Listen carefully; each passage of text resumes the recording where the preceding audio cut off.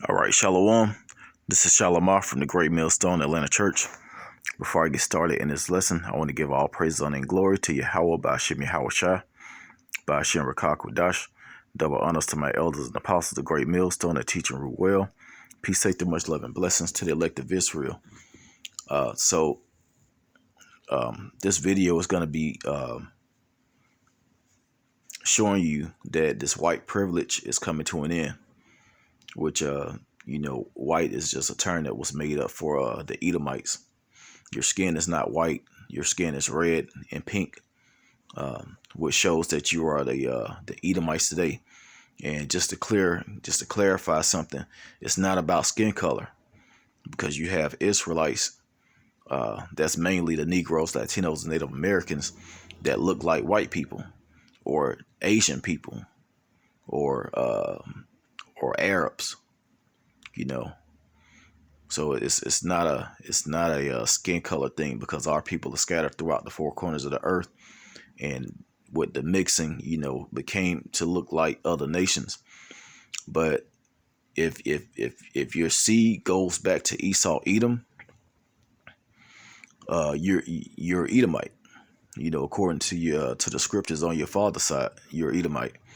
And you can tell by the spirit that these people are who's Esau or Edom and who's not. The guy that's actually telling this story, that's doing the narrating, he looks like an Edomite. He could be a Jake, because he's calling out you Edomites on your white privilege, which he looks like an Edomite. But once again, it's not a race thing. But before I get that, I want to get the scripture in Amos chapter 1 and verse 11. It says, "Thus said the Lord Yahweh, for 3 transgressions of Edom, and for 4, I will not turn away the punishment thereof, because he did pursue his brother with the sword, and did cast off all pity, and his anger did tear perpetually, and he kept his wrath forever." So this so-called white man who goes back to Esau, Edom, the Lord is going to judge you for everything that you've done, mainly to the 12 tribes of Israel. So hey, that same judgment that he allowed you to put on the Israelites, it's gonna come back on you, and it's gonna come back on you double. But hey, I'm gonna get into this this white privilege video, which is coming to an end real soon, with a great judgment. But hey, you got other people that look like you, look like the Edomites. Hey, they're pulling that white privilege card. So I'm gonna play this video. Hopefully, Lord's willing, the sound and everything comes through right. So here we go. If it comes down to war, guess what? I'm gonna be there. Meet Jenna Ryan. Okay, hold on. Let me rewind that back. Okay, she said, if it comes down to war, guess what? I'm gonna be there to meet. Well, it says I'm gonna, guess what? Hold on, let me read it back. If it comes down to war, guess what? I'm gonna be there. So it says work, but she clearly said war. They're trying to cover up what she's saying. She clearly said war. I'm gonna start it again. If it comes down to war, guess what? I'm gonna be there. Meet Jenna Ryan. She is the 50-year-old Texas real estate agent who flew to the Capitol riot on a private jet. We're gonna go down and storm the Capitol. They're down there right now, and that's why we came. The evidence of her criminal intent seems clear. We're all gonna be up here, and we're gonna be breaking those windows. Just outside the Capitol, Go in here! Life or death, it doesn't matter. Here we go. Ryan has been charged with 4 felonies, but she recently insisted on social media, quote, definitely not going to jail. Sorry, I have blonde hair, white skin, a great job, and a great future, and I'm not going to jail. You see, in Jenna Ryan's world, jail is for black people. Jail is for people who knock on doors while black. Are you serious? No, you are not. Represent. That's right, an elected African-American lawmaker in Georgia who knocks on the governor's door gets arrested immediately. Something that our governor is doing? You know who did not get arrested immediately? These violent white insurrectionists. You see, when you attack police, this is white privilege. When you are peaceful but black, This is often the reality.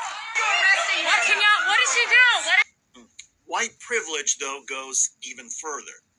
Hello, everybody. I'm David Schuster, and thanks for joining us. You see, it's not just ignorant insurrectionists who believe they deserve special treatment. Recently, Tennessee Republican Senator Marsha Blackburn was in a car speeding away from the U.S. Capitol. Capitol Police pulled the vehicle over. Blackburn then stepped out on her own, approached the police, announced she was a senator, showed her pin, and said she was trying to catch a flight. The police let her go with no warning to her or her driver. The police didn't even file a report. Would any African American, even a black member of Congress, get that same treatment? Most white people thinking police officers are a source of safety. Too many black and brown people are not safe with the police, not even if you're a child, as Tamir Rice taught us. Not if you're seeking medical help, as Jonathan Farrell taught us. Not if your back is turned, as Walter Scott taught us. Not if you tell police you can't breathe, as Eric Garner taught us. Not if you have your hands up, as Michael Brown taught us. Not if you are safe in custody, as Freddie Gray taught us. Just 5 years ago, the data shows that more unarmed black people were killed by police and were lynched in any year since 1923. By the way, white privilege, of course, is not just about interactions with police. How about educational opportunities? Concentrated poverty directly correlates with lower quality public schools. Studies have found that if you are black and poor, you are 19 times more likely to live in concentrated poverty than if you're poor and white. How about our media? Google beauty and face. This is what shows up on my screen. There is one person of color out of 16. Even if our media is not intentionally biased, it covers a biased country. For example, most of our leaders describe the epidemic of heroin used overwhelmingly by white people as a health problem. When black people use drugs, we're told it's a crime problem. You get the point. Our society and our institutions are inherently racist. And Jenna Ryan, that alleged insurrectionist from Texas, lives and breathes white privilege. Will she really avoid jail because she's white and blonde? We will eventually find out, but it's not a stretch to imagine that if she was black and had been part of an African-American mob that tried to storm the Capitol, she wouldn't have lived past that day to begin with. And we all know it. Okay, so there you go. You got Esau, or he could be Jake, pulling that white privilege card and putting it out on on national TV. I'm not sure if this was a news report, but hey, everybody know what's going on, and they deep down, you got other Edomites that's actually coming out about the unnecessary punishments and things that's being done to Jake, which is Israel, who are the Israelites today. They're coming out because they know that they have to pay for what they've done. They know that payback is right around the corner, and it's starting with this country falling down. That's divided in all ways. From every angle, this place is completely divided. So, this is Lamentations chapter 4 and verse 21. It says, "Rejoice and be glad, O daughter of Edom, that dwellest in the land of Uz. The cup also shall pass through unto thee. Thou shalt be drunken and shalt make thyself naked." Hey, so that cup of judgment is coming to you Edomites. And that white privilege, starting with the breaking down of your white privilege. So I hope this Edomite does go to jail and be made an example. And all that's gonna do is make things worse as far as anger, for these so-called white people, these Edomites. It's gonna get more violent. Next thing you know, it's gonna be race wars.